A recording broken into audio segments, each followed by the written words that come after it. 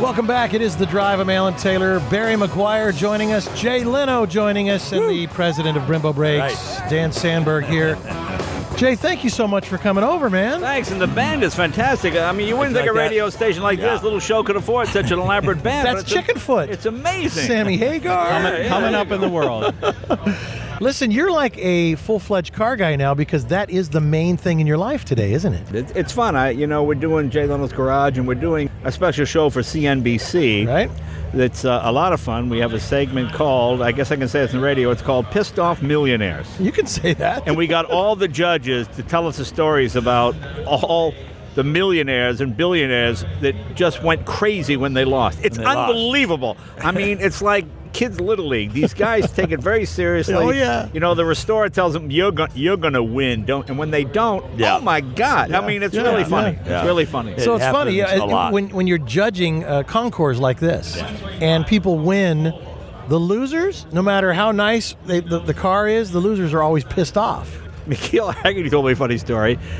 He kept getting all these beautiful gifts from one of the entrants. Oh, that's bad. And when the guy's car didn't win, he pulled all his insurance from Haggerty. Oh, my goodness. And he's just one judge among... You know, McKeel should have just sent all the junk back and said, by the way, I didn't like it anyway. Yeah. Well, the word is it's political. It's political. We hear it every year at Pebble particularly. Oh, it's all politics there, you know. It's what very else fun. are they going to say, you know? I said that when I lost, so it's very fun.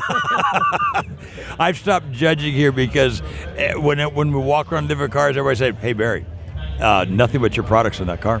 You know, that's going to make a difference. And then when I don't pick them, then it's like it's the same thing, Jay. So let's talk for a moment. I was watching on Jay Leno's Garage. You were driving the new 707 horsepower Hellcat. Is that that's pretty cool, is it not? You know, it's a lot of fun. I mean, horsepower seems to cure an awful lot of problems. Yeah. And people are going nuts for that car. It's amazing. It's 4,400 pounds. And the funny thing about it is Chrysler's bragging that it's got a half-inch fuel line. I know. And if you keep your foot to the floor for 1 minute, it'll gulp a gallon and a half. Yeah. I mean, it's so politically incorrect that it's hilarious. You know, it's the kind of car, maybe you have a Ford Focus or some kind of hybrid or some even full electric car you commute with. And on the weekends, you blow a few gallons of gas having fun with your car. So that's where I think the future of the hobby's going. Sure. It all evens out. Yeah. And you look at Porsche, the 918 Spider. Yeah. Close to 900 horsepower. Right. The first you can go up to, I think, 95, 98 miles an hour on electric. Right.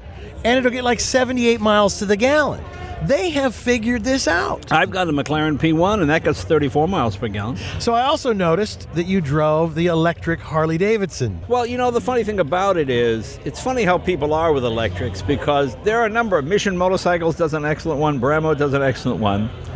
Well, when Harley gets into it, and you watch newsmen who rarely do research, Harley Davidson has invented an electric motorcycle. And they act like it's something new. Right. And I pull out my Popular Mechanics from 1911. It's got electric on the cover saying motorcycles can go as much as 75 to 100 miles on electric charge. Sure. So, but I think it's a smart move of Harley Davidson because they've sort of been perceived as a company that's a bit maybe with their head in the sand, and here they are coming out with something totally new. Smart. You know, and I think it's really smart. It shows it's a progressive company, and they're reaching out to different markets besides the old white guys with that like B-twins. But even the racing, you see some of the electrics in racing now, and it's an added dynamic because, you know, if you over-rev those engines during the race, you won't finish. Right. You know, so there's a different dynamic in the And racing that's world. where it's going to change with racing. When electrics start beating gas, that's when the whole thing changes. Oh, man. You know, I remember back when they introduced the wristwatch, couldn't get men to wear them because it was a bracelet with a clock on it. It was a girl's bracelet. Men liked the pocket watch. They gave them to Jack Dempsey. They gave them to Babe Ruth.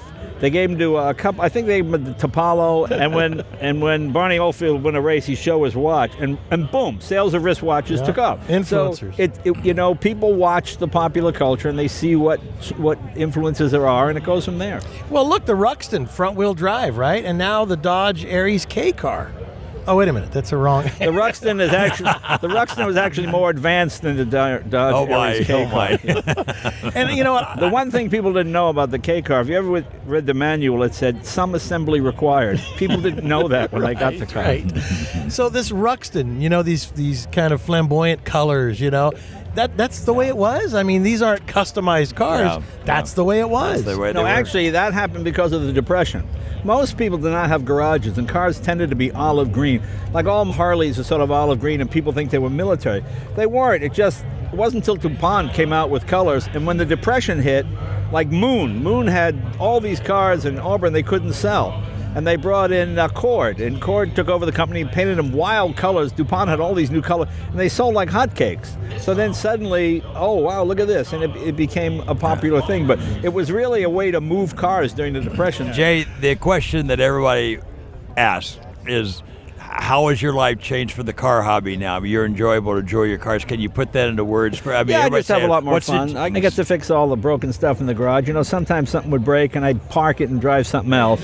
And a year would go by, and I go, oh, man, I haven't done anything with this. So I'm pulling all the stuff out that hasn't been running for a while and cleaning fuel lines. It's got to be nice, right? Yeah, it's a lot of fun. And you get some events that you were not able to get to before. Yeah, I did the Mille Miglia this year. You always had to be so close so you can get away. Mille Miglia in particular, with those types of things that you wanted to do and couldn't do before. The Mille Miglia is the craziest event in the world. It is. I mean, you're going 100 miles an hour through. I said to a policeman at the beginning, I said, "No, what do we do if you come to a red light?" He goes, "You just go through. You go through the red light. Don't worry, you're in the race. So you go through the red light. Go through the red light." I said, well, "What do people do on the other side with the green light?" They go, "Oh, they stop. They stop." I go, "Why do they stop?" Because they know nobody's stopping for the red light. And I go, "Okay." That I guess in Italy that makes a lot of sense. Yeah, of course. It's just it was very strange. To try to work for an Italian company. Yeah, You get exactly. a lot of those explanations. Yeah, you know what I'm talking my about. lads. Goodness gracious. Yeah.